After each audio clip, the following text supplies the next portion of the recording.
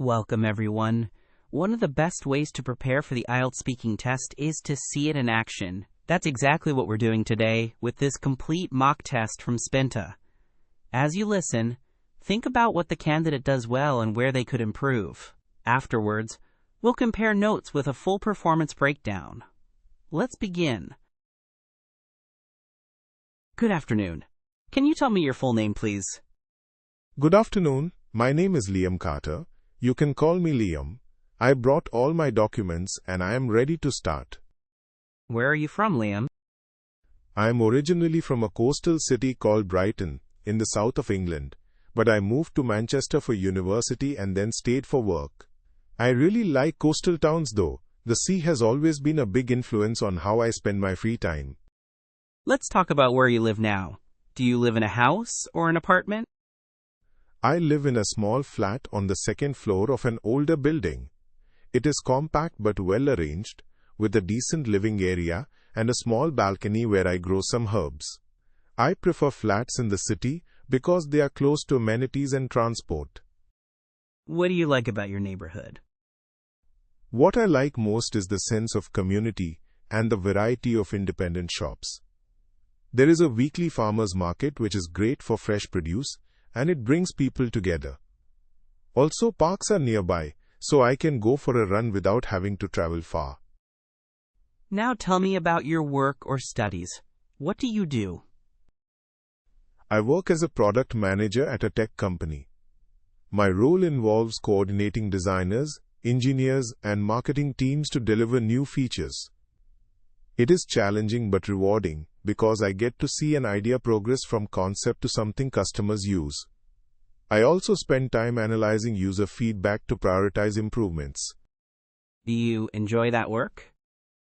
Yes, I enjoy it a lot. I like the problem-solving aspect and the need to balance technical constraints with user needs. Sometimes the deadlines are stressful, but generally I find the variety and collaborative environment motivating. Let's move on to hobbies. What do you do in your free time? In my free time, I enjoy reading and cycling. Reading helps me switch off from screens, and I tend to read a mix of contemporary fiction and non-fiction about design. Cycling is both exercise and transport for me. I commute by bike when the weather allows and I go on longer rides at weekends. Why do you like reading? Reading gives me perspective and new ideas. Fiction improves empathy and imagination, while non-fiction sharpens my understanding of topics related to work. I also like the ritual of reading in the evening. It helps me unwind after a busy day. What about travel? Do you like to travel? Yes, I do. I try to travel at least once or twice a year.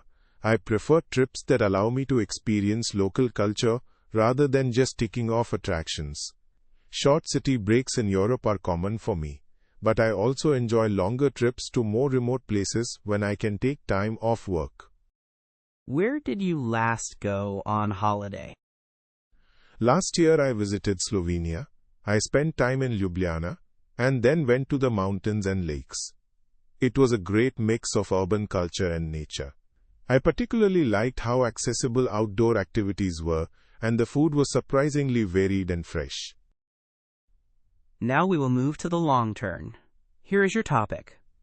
I'd like you to describe a time when you helped someone. You should say what happened, why the person needed help, how you helped, and explain how you felt about helping them. You have 1 minute to prepare, and you can start when you are ready.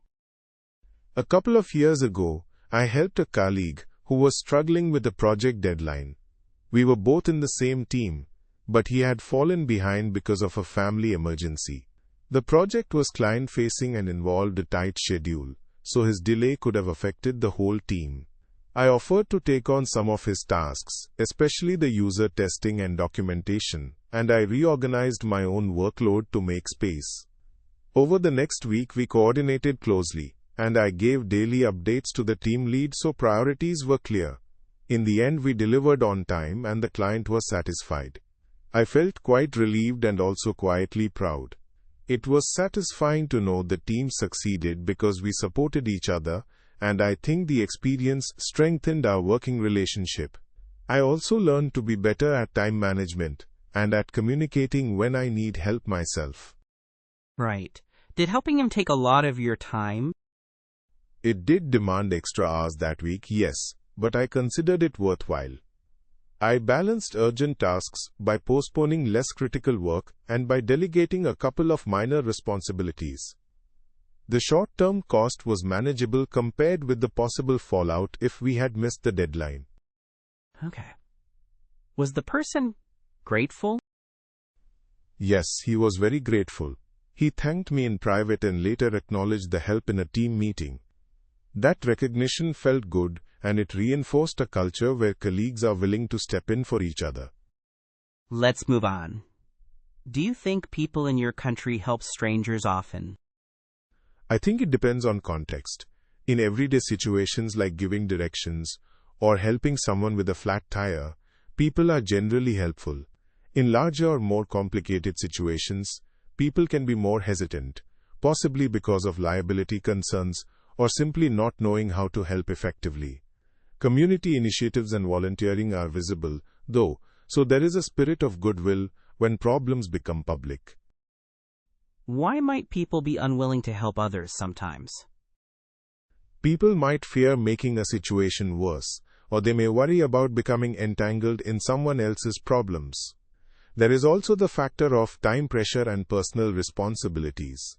In addition, social norms and urban anonymity can reduce the sense of obligation to intervene compared to small communities.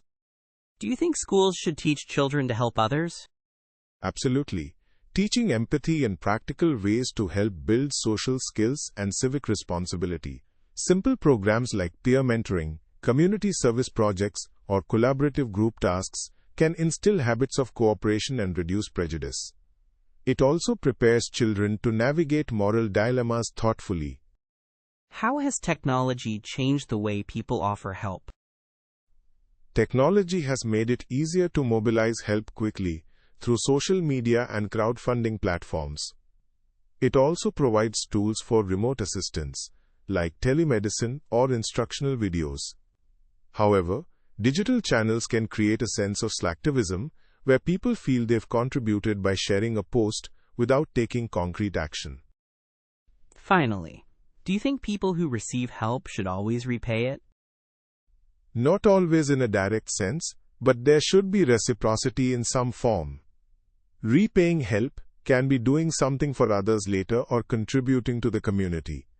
The expectation of repayment can be complicated, though. Sometimes genuine assistance should be unconditional, but a culture of mutual aid relies on people both giving and receiving.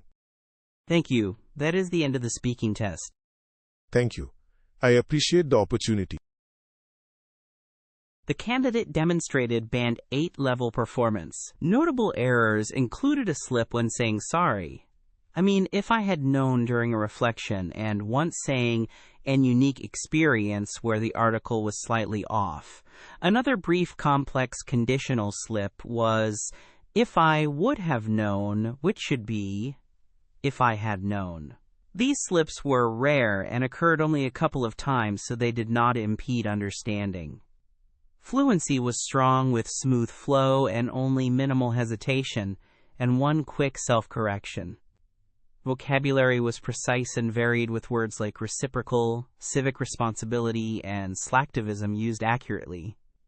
Grammatically, the candidate used a wide range of structures correctly, including complex sentences and conditionals, with only occasional slips in very complex forms.